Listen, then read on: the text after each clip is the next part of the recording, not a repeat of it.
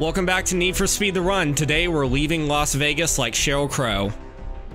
Well, at the very least, if you're able to get to a garage and paint up that Gallardo the way I hope you do, then maybe you can blend in with the cops. The Italian ones, at any rate.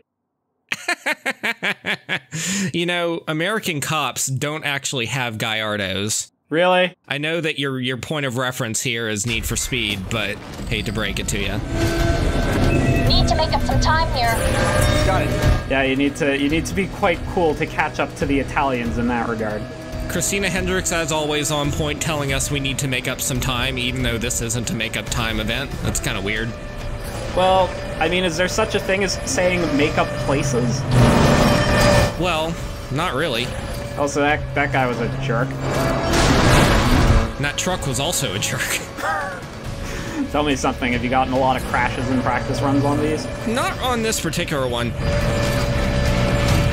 We're still on North Shore Road, but you may or may not notice that this is literally the section that we drove in Panamint Valley, just going backwards the other way and at night. In fact, we're on that major hill that goes down to the jump right now. As we go through these corners, I'm bumping my nitrous as hard as I can as we start hitting the crest to preserve my speed. Well, funnily enough, that reversal of the track almost makes sense, given that, if I recall how Las Vegas ended, you actually finished by doing a 180 and heading out of one of the suburbs the way you came in. I think the implication is that we kind of went a different way. Also, you just passed your doppelganger there. I did. It was kind of spooky, actually. These night drives, all the weird shit happens there. Oh, yes. Like this. Oh. Just gave the tanker a little tap and that's the end of it. He did. I thought that was kind of cute. You know, if this was a real B-movie, that would have exploded regardless of what it was filled with. You'll notice that it's a lot easier to dodge traffic in the Gallardo. It's a really nice change of pace. Considering... Were you still in the Super Snake at this point last time? I'm forgetting. I was in the Super Snake at this point, and then I promptly ditched it for the Porsche. Yep. So, the thing about driving at night is you would think that you'd have an easier time spotting oncoming traffic with the headlights, but then, because you're only seeing it at the last second, you're also kind of target fixating on it, so that really sucks. You are. One of the tricks that makes this pretty difficult is that you're going uphill for the most part now. And that means that you're facing a lot more blind corners where you don't have full visibility. Because the Gallardo's super good at dodging traffic, I was able to pull out and avoid wrecking horribly. But it can still bite you in the butt if you're not careful. Well, it's a fighting bowl, so I'm sure you can manage as you continue on to the next stage. And what a hell of a bowl it is. Oh, hey, it's this guy again. What's up, loser? Yeah, don't you belong on Jersey Shore somewhere or something like that? He does have a surprising resemblance to the situation. I'm pretty sure he has a spray-on tan. He looks like a total punk in his Aston, too. So he's our mysterious Aston assailant.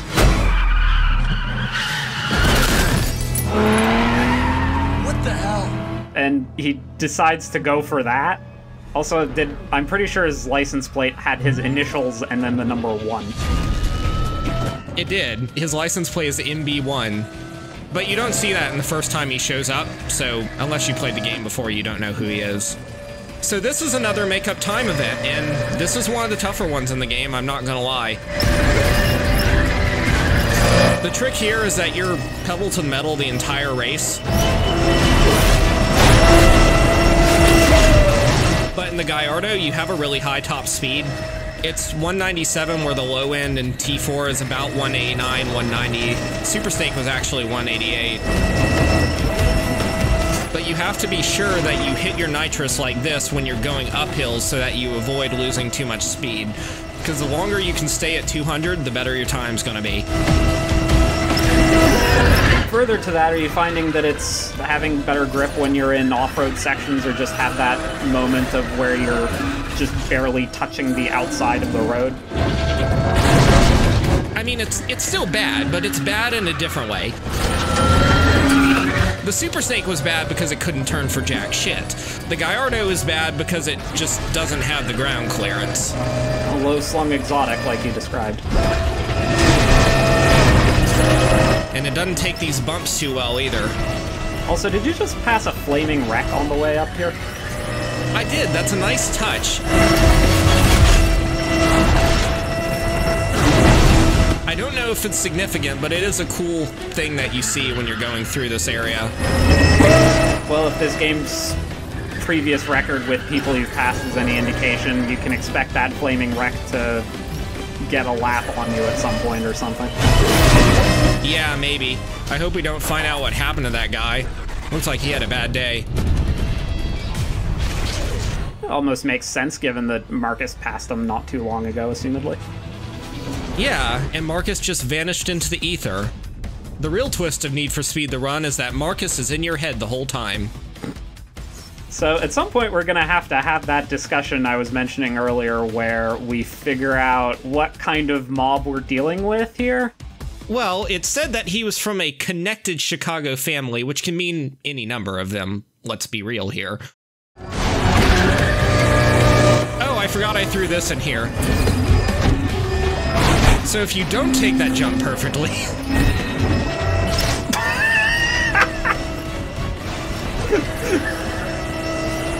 This isn't a Tony Hawk game, Diacorn. What are you doing? I'm so happy I managed to actually do that and get it on camera. Oh, wow. Frostbite engine, everybody. The Frostbite engine. That really saved time. Nice driving. Thanks, Christina Hendricks. You maybe want to give us some pointers on rally driving? Especially the wisdom of taking a Gallardo out onto the dusty roads over here. It works better than you think. Welcome to Rockville. Officially, this is part of Zion National Park, which means we're officially in Utah, so that's kind of cool. The Gallardo doesn't do super well, but we're also racing a whole bunch of other exotics and what appears to be a JZA-80 Supra, so that's kind of weird. But he goes down like a chump.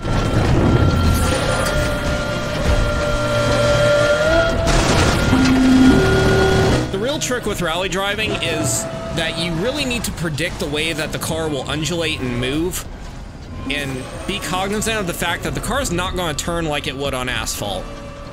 I feel like if I understand how Need for Speed treats this, the essentially well-worn tracks right in the middle are behaving somewhat more like actual asphalt compared to the outside ends of the shortcut.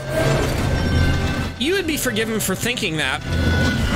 Every part of this track is just as awful, and also all the cliffs don't quite end where you think they end. So driving through Rockville is perilous, especially when you can't predict what your opponents are going to do. The dust is also making this pretty difficult.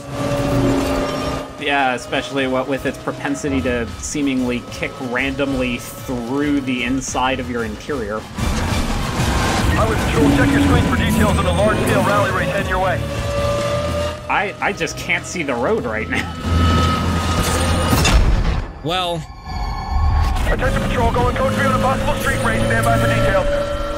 It helps a lot when you know where the track is going. Also, we're going through this narrow crevice for the 3rd time in this game. Heads up, taking them out. This is also the back section of Panamint Valley / North Shore Road.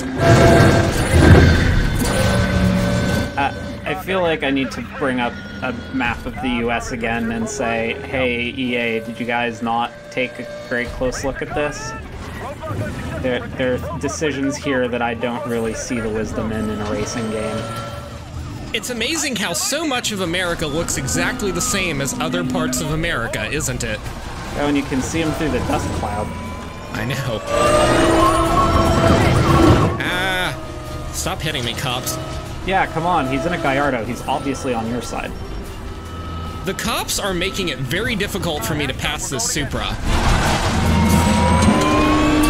But we do manage. And we're finally home free. Well, the Lamborghini survived with very few scratches to show for it, considering how much he got busted up trying to make some of those turns.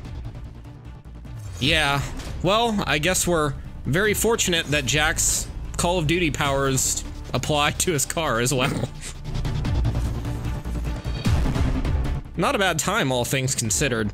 Not at all. Rockville can be a very, very difficult track just because of the way that the AI behaves.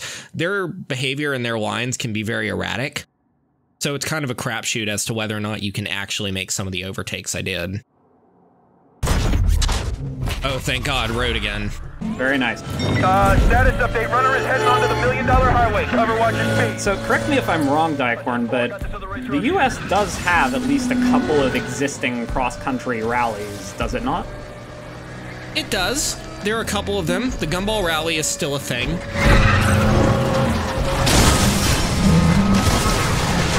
These days, major rally events like that are almost always just for charity. You tend to see them as well in sort of grassroots motorsport and motorcycles especially.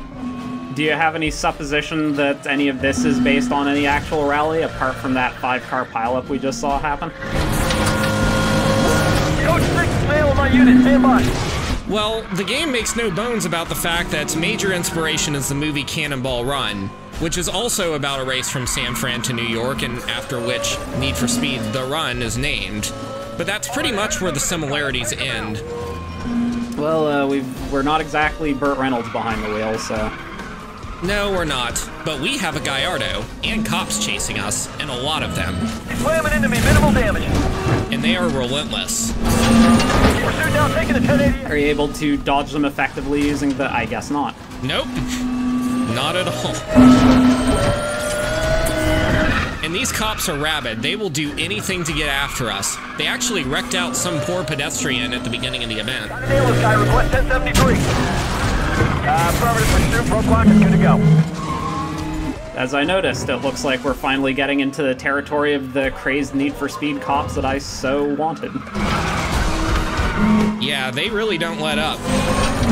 Had I not been able to get out of that cop's front bumper, I would have gotten busted and had to start the stage over.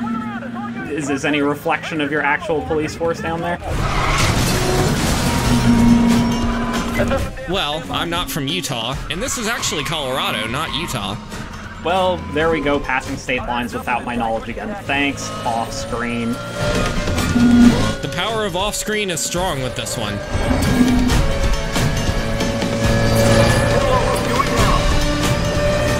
And thanks to the Gallardo's superior acceleration at low speeds, we were able to just pass this dude and the cop. We haven't gotten rid of the cops yet, unfortunately. If you duck into the next gas station really quick and just spray paint Polizia on the side, you might get the results you need. There are no gas stations in Colorado, according to this game. Excuse me, there is one. But it was not a bad time, all things considered, on $1 Million Highway. You're getting jostled around by the cops and fighting them more than the actual competition. So, again, kind of a crapshoot as to whether or not you do good or bad.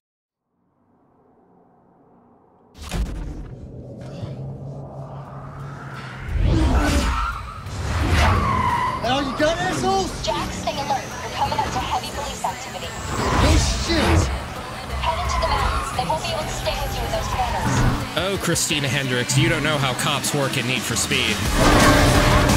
At this point, heavy police activity's already been well established, so her job of providing late exposition is on point as always. She's not really wrong. Log Hill is a very, very interesting stage because you're not just battling the 4 opponents that you're going to see here, you're also battling the cops, and they only want you. This guy's not stopping. Request roadblock. 10-4. Well, you know, they're in the business of bagging the winner. And they do a very good job of it. They are persistent, and as we go through this stage, you'll hear them on the radio chattering about how to stop the Gallardo. I like to think some dispatcher is just in disbelief asking something to the effect of, you want to stop a Gallardo? Control, you ready with that 1073? We're coming in fast. Negative, still setting up. stopped that guy pretty good.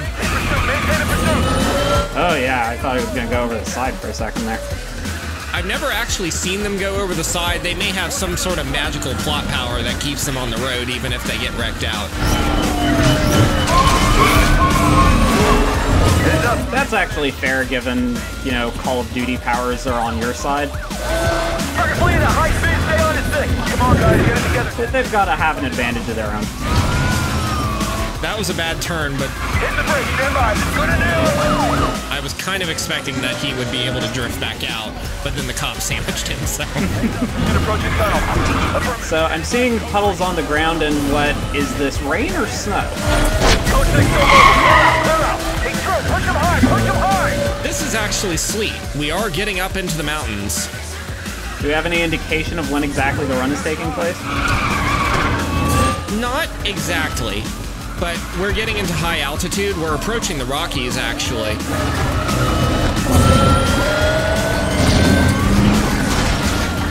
Well, I mean, it's Colorado. You'd have to. It's okay. Gallardo keeps trucking. Almost there, make this one count. I guess the Cobra got left behind. He got through. Black didn't stop him. Cobra 11, these guys are not. But we pull through, and somehow we manage to avoid wrecking our front windshield, so small victories. Yep, and we got some very weird-looking sleet as a reward. This is what snow looks like at 0 miles an hour. I'm reasonably certain I can attest to the fact that that isn't what snow looks like, but then I've you know, harped on this game's environmental effects more than enough. Well, this game has a tendency to look a lot better at speed than it does when you're not at speed, so... Very true. Yep, stage 4 was a pretty short one, actually. That was quite short. It's a lot faster in the Gallardo. And yeah, considering that was, what, 3 state lines and possibly 2 biomes, that's quite something. We're coming into our off-screen powers. Indeed we are. I'll look forward to seeing where they take us next. See for yourself. Yeah, that's... About what you were expecting? That's what I feared.